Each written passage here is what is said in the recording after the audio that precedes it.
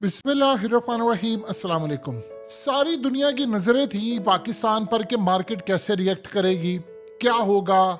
उस वक्त कहा यह जा रहा था जी डॉलर 240 पर आएगा, 230 पर आएगा। हकीकत टीवी कंटिन्यूसली आपको वीडियो बनाकर दे रहा है और उसमें आपको बताया जा रहा है कि मार्केट ने कैसे रिएक्ट करना है।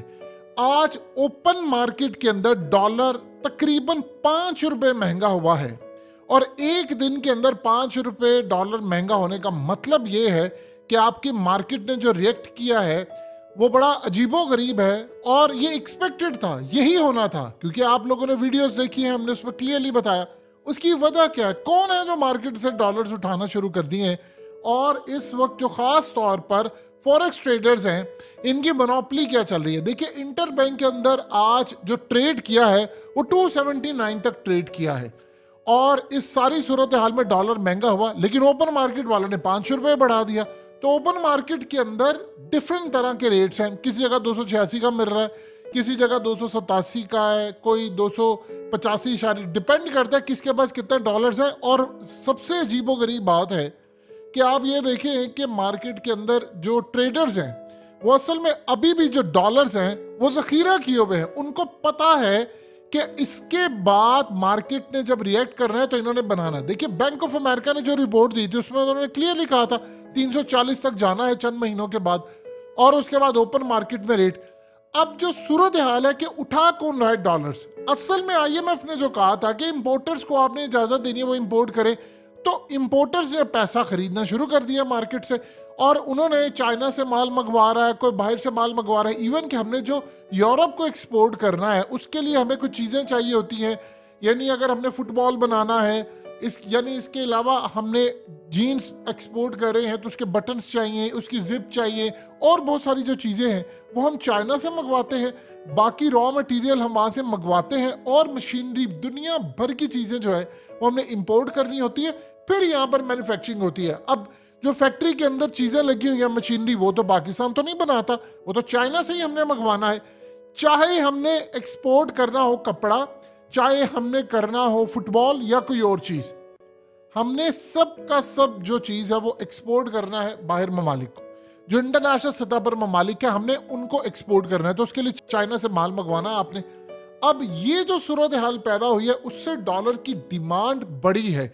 इंपोर्टर ने ये अब सोचा है कि चलो रिलीफ मिला, क्योंकि आईएमएफ ने कहा था, हमने डॉलर को कैसे मैनेज किया था, डॉलर को हमने इस तरह मैनेज किया हुआ था कि हमने इंपोर्टर को कहा था कि हम उनको पैसे ही नहीं दे रहे थे। जो कंटेनर्स उनके खड़े हुए थे पोर्ट पर, हम उनको पैसे दे नहीं रहे थे। तो कंटेनर जब पोर्ट पर खड़े होते हैं तो आप उनको क्लियर करने के पैसे नहीं देते, तो वो अगला ऑर्डर नहीं देते, तो आपको ये लगता है कि डॉलर बाहर नहीं जा रहे, तो स्टेबिलिटी। उसके बावजूद मार्केट ने रिएक्शन जो दिया था वो देख लें। अब सऊदी अरब ने पैसे दे दिए, यूएई ने दे दिए, उसके अलावा आईएमएफ ने दे दिए, तो मार्केट को तो कम से कम नीचे आना चाहिए था। देखिए कर्ज लेने से कभी भी जिंदगी में याद रखिएगा, जो बिगर पिक्चर होती है, बड़ी तस्वीर, जो बड़ा लॉन्ग टर्म होता है, जो इन्वेस्टर होता है, मार्केट होती है, उसको पता होता है बिगर पिक्चर के अंदर हमने अगर आईएमएफ से पैसा लिया है तो हमने उनको लौटाना भी तो है ना। जो पिछला कर्ज है वो लौटाना, तो जब वो लौटाना होता है तो फिर उसके बाद चाहे कमर्शियल बैंक्स हो, मार्केट हो, उनको पैसा चाहिए होता है।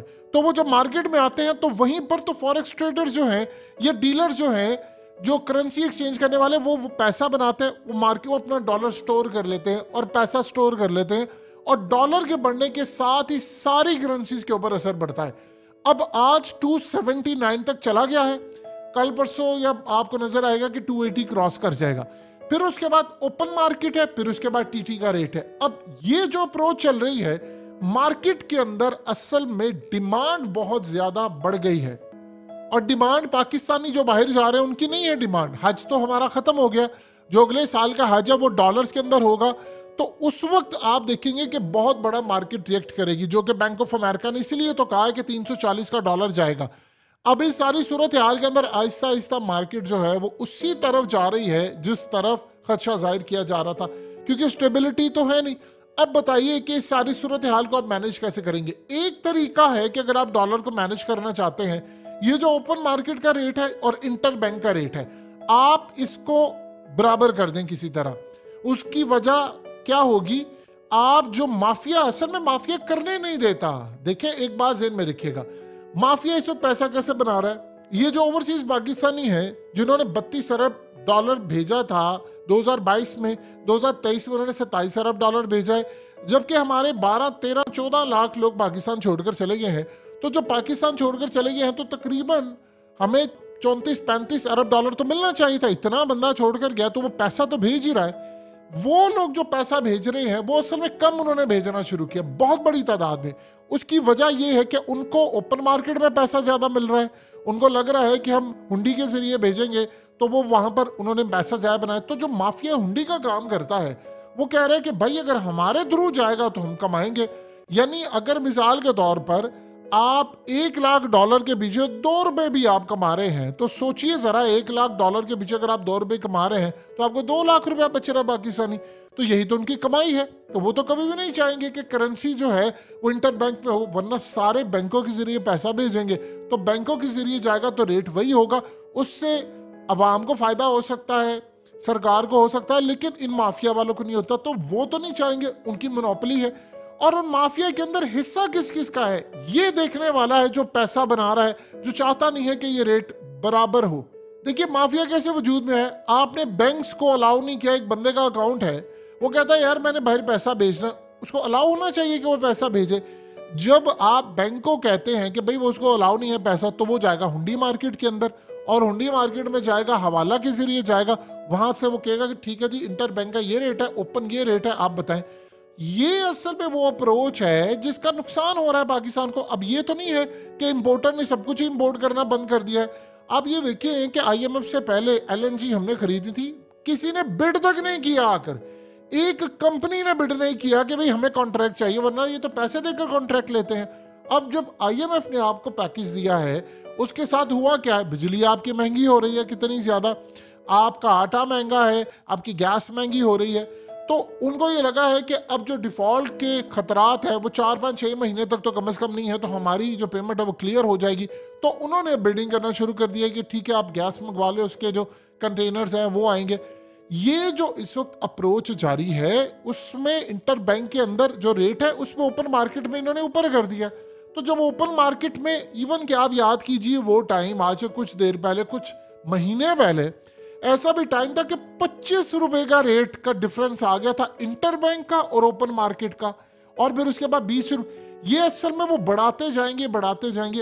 अब हुआ क्या कि कुछ अर्सा पहले जब हमने IMF का कर्ज अदा करना था, क्योंकि हमने साथ साथ अदा भी करना होता है, ये भी आप ध्यान में रखिएगा। जो सऊदी अरब और UAE आपको पैसा देते हैं, उन्होंने कहा है कि आपने बैंकों में रखना, आप उसको यूज नहीं कर सकते, ये भी आप ध्यान में रखें। तो अब सूरत हाल ये पैदा होती है कि जब हमने पैसा पे करना होता है इन लोगों का, उसमें क्या होता है कि आपको फिर पैसे चाहिए होते हैं। जब आप जाते हैं मार्केट के अंदर डॉलर्स उठाने के लिए, तो वो डॉलर जखीरा करके सारा माफिया जो होता है उसका रेट बढ़ा देता है। 15-20 रुपए कि सरकार ने तो लेना ही है, तो वो बढ़ाकर उनको बेचता है, इसके बदले में वो पैसा बनाते हैं। ये जो सूरत हाल और ये अप्रोच है, अगर आप इसको नहीं रोकेंगे तो मार्केट का तो यही हाल होगा। अब जब डॉलर का रेट बढ़ेगा तो आप तो तेल इंपोर्ट करते हैं डॉलर्स के अंदर, तो उसमें भी ये मामला है। अगर हमारी इकोनॉमी स्टेबल होती, चीजें बेहतर होती, तो हम रुपीस में ट्रेड कर देते। इवन के इंडिया इतना बड़ा मुल्क है तो वो रुपीस में अपने ट्रेड नहीं कर पाया। ये तब होता जब आपकी कोई एक्स्ट्रा ऑर्डिनरी इकोनॉमी जिस तरह चाइना की है या जिस तरह सऊदी अरब के अंदर है, तो हमारी तो रुपीस की वैल्यू कोई नहीं है। इवन के आप देख लें कि रशिया ने भारत को कहा कि भाई हम तुम्हें किसी भी सूरत नहीं दे सकते किसी भी यानी इंडियन रुपीस के अंदर तेल। उसकी वजह यह है कि हम तुमसे पैसे ले अगर इंडियन रुपीस में, तो हम बदले में तुमसे क्या लेंगे? हमारे तो पैसे बेकार पड़े। हाँ, युआन में ट्रेड करनी है, सो बिस्मिल्लाह आ जाओ। अब पाकिस्तान को चाहिए कि डॉलर्स की बजाय अगर हम युआन में ट्रेड करें और चाइना के साथ कोई मामला बड़े लेवल पर तय करें और सारी दुनिया को पेमेंट करें, तो फिर ही कोई बात बन सकती है कि डॉलर के ऊपर जो प्रेशर है वो बहुत कम हो। इस वक्त तो मार्केट बुरी तरह कांप रही है। आप ये देखिए कि 10-15 रुपए डॉलर का रेट नीचे आया था, तो क्या चीजें सस्ती हुई? अब आम को कुछ सस्ता मिले? कुछ भी नहीं मिला। मार्केट में वही रेट है। इंपोर्टर ये कहता है कि भाई मैंने तो महंगा मंगवाया था, 3-4 महीने लगते हैं मेरा कंटेनर आने में, और उधर मैंने जुर्माने भी बड़े पे किए हैं, तो मैं तो ये काम नहीं कर सकता। तो ये असल में जो सूरत हाल है उसमें अवाम का फायदा यहाँ पर नहीं हो रहा। मार्केट रिएक्ट कर रही है, उसके बाद वही सूरत हाल होगी कुछ अरसे के बाद। जिस तरह याद कीजिए, एक दफ़ा जब 170 पर आया था तो उसके बाद 152 पर चला गया था डॉलर, फिर उसके बाद जब 200 पर गया था तो 181 पर आ गया था, फिर जब 240 पर था फिर दोबारा 215 पर आया था, फिर इसी तरह ये 300 के करीब गया तो 275 74 पर आया, फिर उसके बाद आज देख ले कि 279 पर इंटरबैंक का रेट है, ओपन मार्केट में 286-87 जो जहां पर बेच रहा है, फिर उसके बाद ये ऊपर जाएगा। ये जो हमेशा याद रखिएगा सिंपल थ्योरी है, ऊपर जाता है तो ये लोग बेच देते हैं, फिर जब मार्केट गिरती है तो परचेज कर लेते हैं। तो ये असल में तरीकाकार वही होता है कि जब नीचे आए खरीद लो, थोड़ा ऊपर जाए फिर बेच दो, और इसमें सारे लोग इन्वॉल्व होते हैं।